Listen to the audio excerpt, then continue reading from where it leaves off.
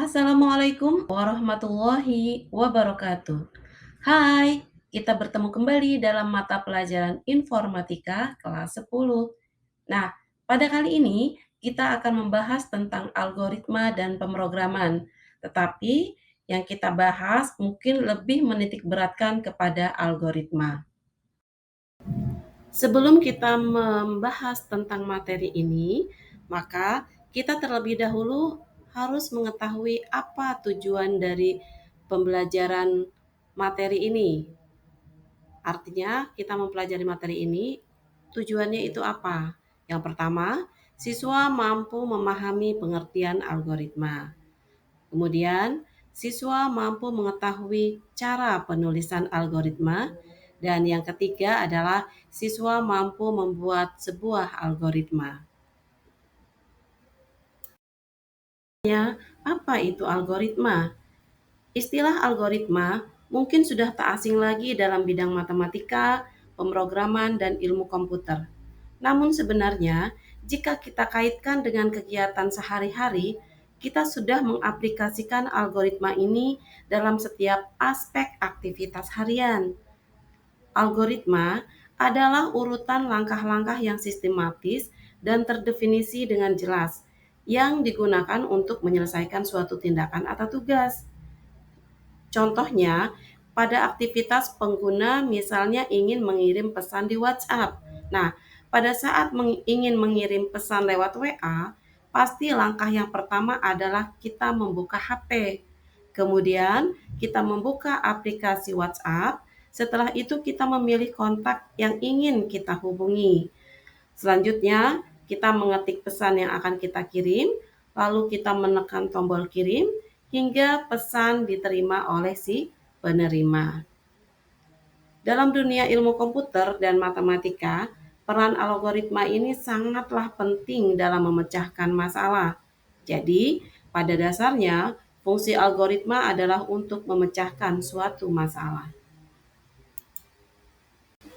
Algoritma pertama kali ditemukan oleh seorang sarjana, astronom, ahli geografi, dan matematikawan, yaitu pada abad ke-9, yang bernama Muhammad Ibnu Musa al-Khawarizmi, atau biasa dikenal sebagai Muhammad al-Khawarizmi.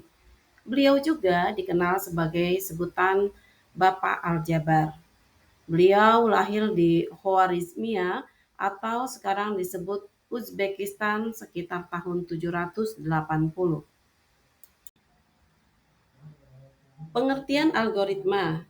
Algoritma itu adalah serangkaian langkah-langkah yang sistematis dan terstruktur untuk menyelesaikan masalah atau mencapai tujuan tertentu.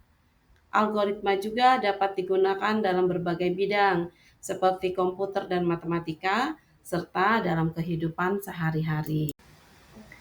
Algoritma juga memiliki beberapa unsur penting. Yang pertama adalah input.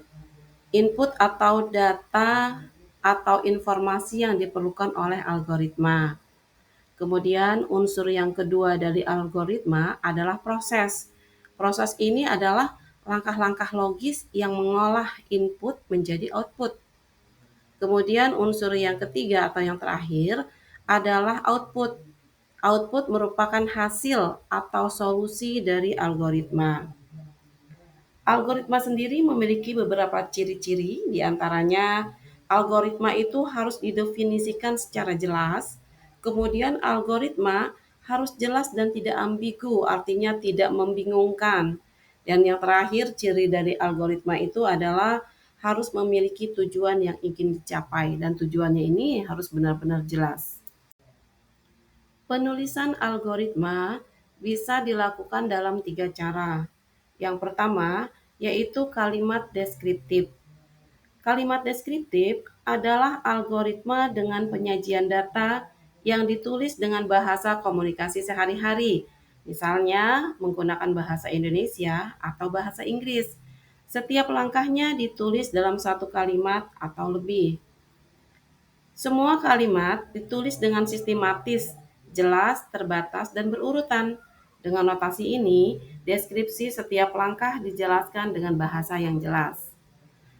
Penulisan algoritma yang kedua itu bisa menggunakan flowchart.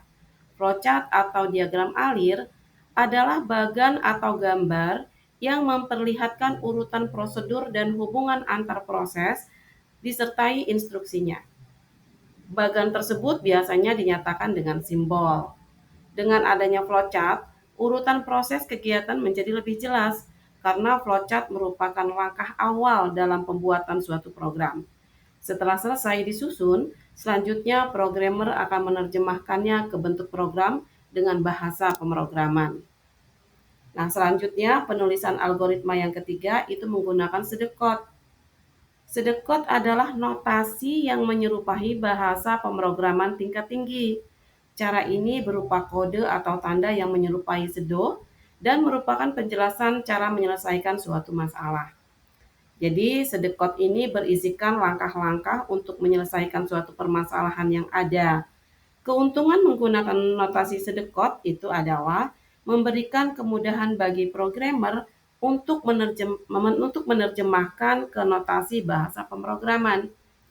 Jadi bedanya antara program atau coding dengan pseudocode adalah kalau coding adalah bahasa yang dipahami dan dimengerti oleh mesin, sehingga mesin nanti akan melaksanakan instruksi-instruksi di dalam coding itu tersendiri.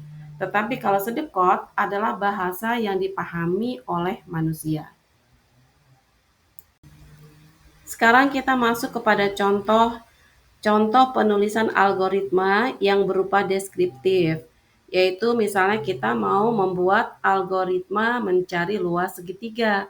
Maka kita membuat deskriptifnya, penulisan algoritma menggunakan deskriptifnya itu adalah mulai, yang kedua masukkan nilai alas atau simbolnya A. Kemudian masukkan nilai tinggi. Tinggi disimbolkan dengan T kecil. Selanjutnya kita akan hitung luas segitiga. Nah, menghitung luas segitiga maka harus kita masukkan rumusnya. Rumus dari luas segitiga adalah L besar sama dengan setengah alas dikali tinggi. Selanjutnya tampilkan hasil, setelah itu selesai. Ini adalah contoh penulisan algoritma berupa deskriptif yang kita contohkan pada algoritma mencari luas segitiga. Contoh penulisan algoritma berupa deskriptif, kita coba dengan membuat algoritma menulis surat. Algoritma menulis surat. Nah, bagaimana cara kita membuat algoritma menulis surat dengan menggunakan penulisan algoritma deskriptif? Yang pertama, kita awali dengan mulai. Yang kedua, tentunya kita akan mengetik atau menulis surat. Selanjutnya, kita siapkan sampul surat atau amplop. Setelah itu, surat yang sudah kita ketik, masukkan ke dalam amplop yang sudah kita tersedia. Lalu, lem amplop surat dengan baik. Selanjutnya, tuliskan alamat tujuan surat. Nah, di sini ada percabangan. Artinya, jika kita ingat alamat surat, maka kita akan langsung tulis. Tapi jika tidak ingat, maka kita lebih dahulu akan mengambil buku alamat dan kita cari alamat yang kita tuju. Lalu, tulis alamat di amplop surat. Dan selanjutnya, beli dan tempelkan perangko pada amplop dan pada akhirnya kita pergi ke kantor pos membawa surat untuk diserahkan kepada pegawai pos. Contoh penulisan algoritma menggunakan flowchart. Nah, kalau kita mau melakukan penulisan algoritma berupa flowchart, itu kita harus menghafal dulu, mengetahui dan memahami simbol-simbol yang digunakan di dalam flowchart. Nah, di sini sudah ada gambarnya, kemudian ada namanya, kemudian fungsinya. Yang pertama simbolnya adalah berbentuk oval. Ini namanya adalah terminator, yaitu berfungsi sebagai permulaan atau awal dan akhir program. Jadi kalau kita mau membuat program, Di awal dan di akhirnya itu kita menggunakan simbol oval ini atau terminator. Yang kedua adalah simbol tanda panah atau yang diberi nama garis alir atau flow line. Nah, ini adalah berfungsi untuk arah aliran program. Artinya arah aliran ini apakah ke samping kiri, ke samping kanan, atau ke bawah. Nanti akan ditunjukkan oleh tanda panah ini. Selanjutnya adalah segi 6. Nah, segi 6 ini atau preparation ini berfungsi eh, sebagai proses in cycle.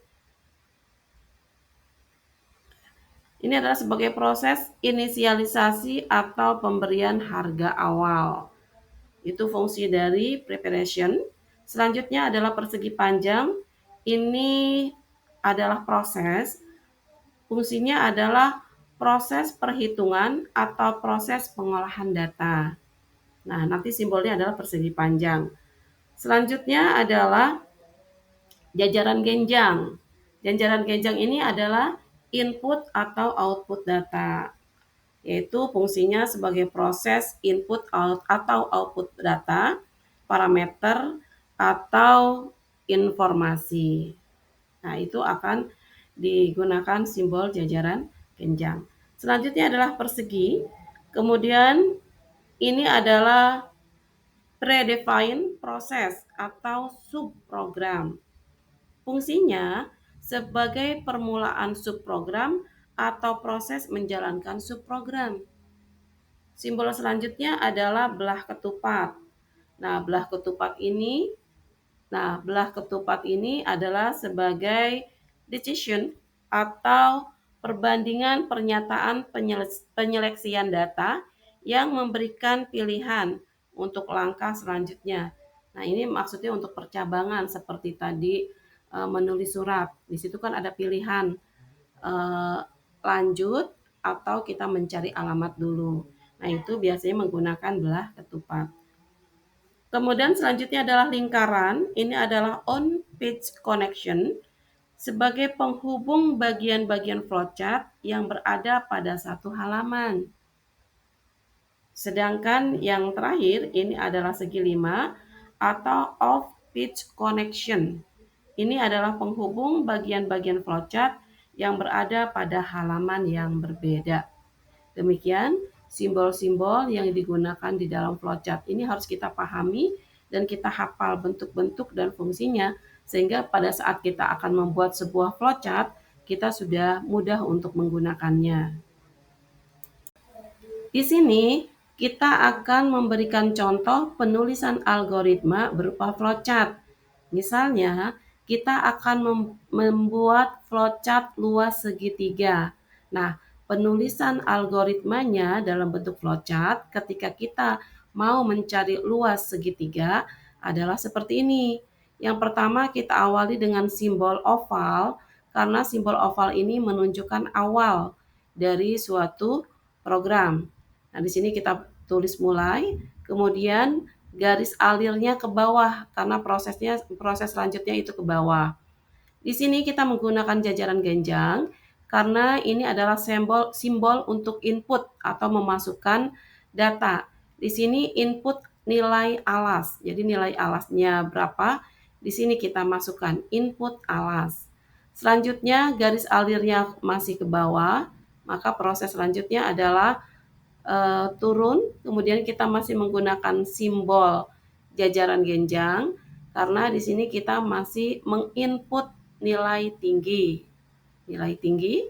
Kemudian garis alirnya juga langsung ke bawah proses selanjutnya yaitu dengan menggunakan persegi panjang. Kenapa menggunakan persegi panjang?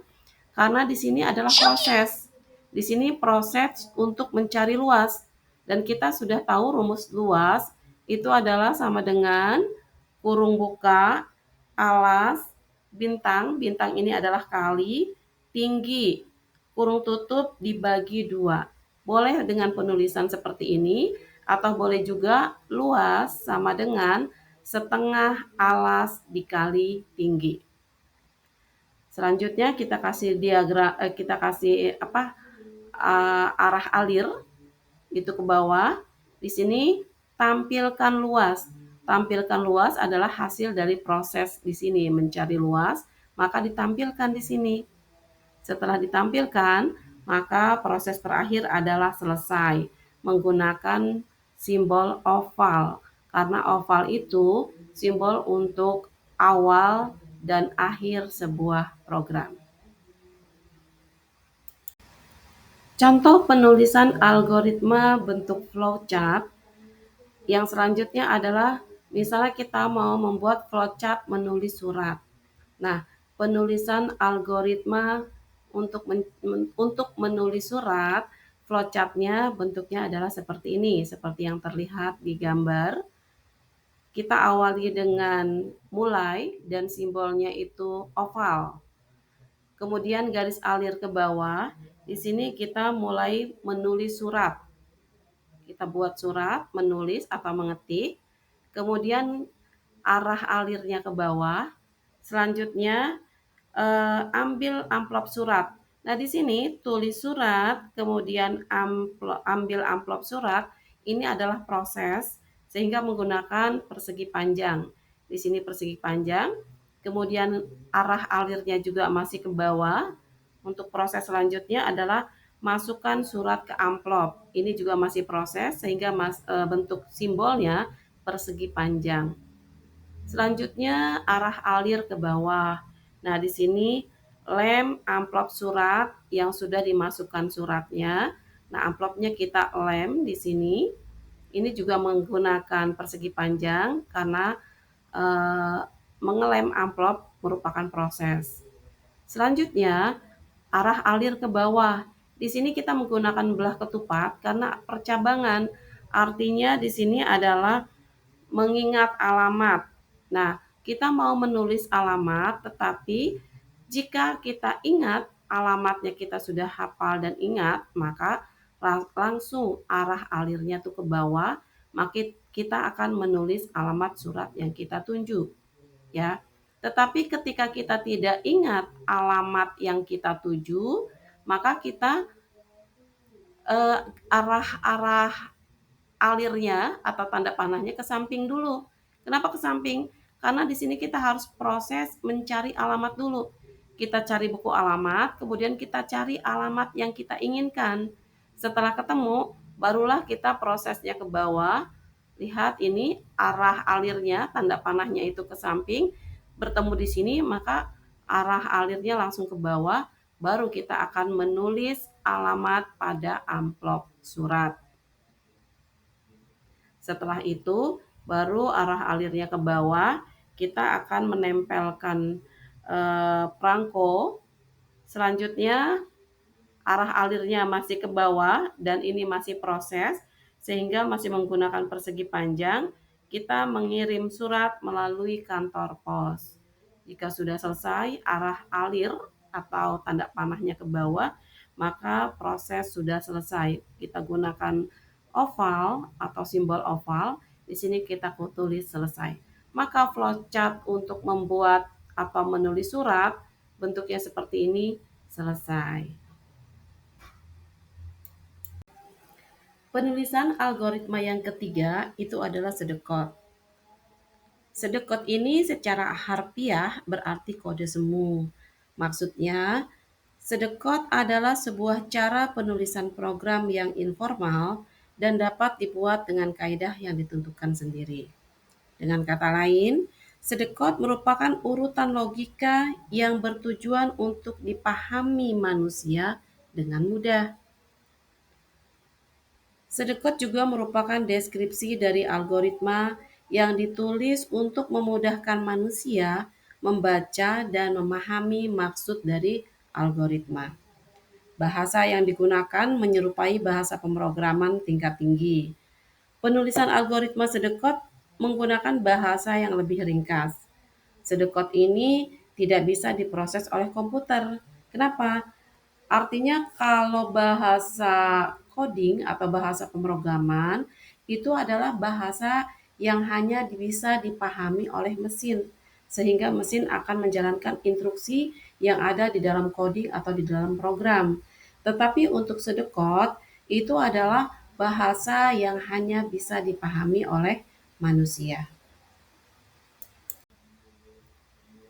Sekarang kita akan membahas tentang kaidah penulisan algoritma sedekot.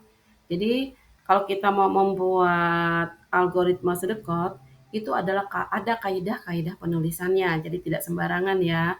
Yang pertama, penulisan algoritma secara umum menggunakan bahasa Inggris dan bahasa Indonesia. Yang kedua, simbol tanda garis miring 2 seperti ini digunakan untuk memberikan komentar. Yang ketiga, simbol titik koma digunakan pada setiap akhir baris atau akhir suatu struktur dalam algoritma. Jadi kalau kita sudah membuat suatu pernyataan, maka diakhiri dengan simbol titik koma. Yang keempat, simbol titik 2. Ini digunakan untuk mendeklarasikan atau menentukan jenis data pada suatu variabel. Dan yang kelima, kaidah yang kelima dari penulisan algoritma sedekot itu adalah simbol koma. Simbol koma ini digunakan saat melakukan deklarasi variabel yang sama atau setara. Kemudian yang keenam, simbol underscore atau garis bawah. Ini digunakan sebagai pengganti spasi. Kaidah penulisan sedekot yang selanjutnya atau yang ketujuh itu adalah simbol tanda kutip. Ini digunakan untuk memunculkan sebuah tulisan. Yang kedelapan, penggunaan notasi panah ini menunjukkan pemberian nilai suatu variabel. Contoh misalnya bilangan A underscore A tanda panah 10 titik koma. Kesembilan, pernyataan yang dapat berdiri sendiri akan ditulis dalam sebuah baris tersendiri. Contohnya adalah L besar, tanda panah, setengah A bintang T atau setengah alas dikali tinggi. Kesepuluh, penggunaan write dan read digunakan untuk proses masukan dan keluaran. Contoh, write tanda kurung, tanda petik, masukkan bilangan 1 sama dengan tanda petik kurung tutup. Titik koma, read. Read dalam kurung bilangan 1 kurung tutup titik koma. Jadi di sini write-nya atau masukannya adalah masukkan bilangan 1 dan keluarannya atau read akan muncul bilangan 1. Terakhir, kaidah penulisan sedekot yang terakhir adalah penulisan menjorok ke kanan digunakan untuk menuliskan pernyataan yang berada dalam suatu struktur blok yang sama. Selanjutnya, kita akan membahas struktur dasar penulisan algoritma bentuk sedekot. Itu yang pertama adalah judul. Judul ini garis miring 2 berisi judul algoritma. Nah, struktur dasar yang kedua adalah deskripsi. Deskripsi ini berisi deklarasi variabel atau konstanta. Dan yang ketiga, struktur dasar dari penulisan algoritma sedekot itu adalah implementasi. Implementasi ini berisi inti dari algoritma. Nah, kita sampai pada contoh penulisan algoritma sedekot. Jadi kalau kita mau mencari luas segitiga, maka penulisan algoritma dengan menggunakan sedekot adalah algoritma underscore luas segitiga titik koma. Kemudian nilai alas, koma, nilai tinggi, koma, hasil titik 2 integer titik koma. Nilai alas, koma, nilai tinggi karena itu setara. Kemudian kita ketikkan write, kurung buka, tanda petik, masukkan nilai setengah alas. Sama dengan tanda petik, kurung tutup. Titik koma, read, kurung buka, nilai setengah alas, kurung tutup, titik koma. Artinya write di sini adalah masukkan nilai setengah alas. Kemudian read sebagai keluarannya nilai setengah alas. Selanjutnya write, kurung buka, tanda petik, masukkan nilai tinggi sama dengan tanda petik kurung tutup, titik koma, read, kurung buka, nilai tinggi, kurung tutup, titik koma. Write di sini adalah masukkan, artinya masukkan nilai tinggi. Kemudian titik koma sebagai akhir dari satu pernyataan, read sebagai keluarannya adalah nilai tinggi. Hasil. Nah, hasil dari masukan di atas, hasilnya adalah nilai setengah alas dikali tinggi. Di sini masukkan rumus ya. Hasil itu kita masukkan rumusnya, nilai setengah alas dikali tinggi.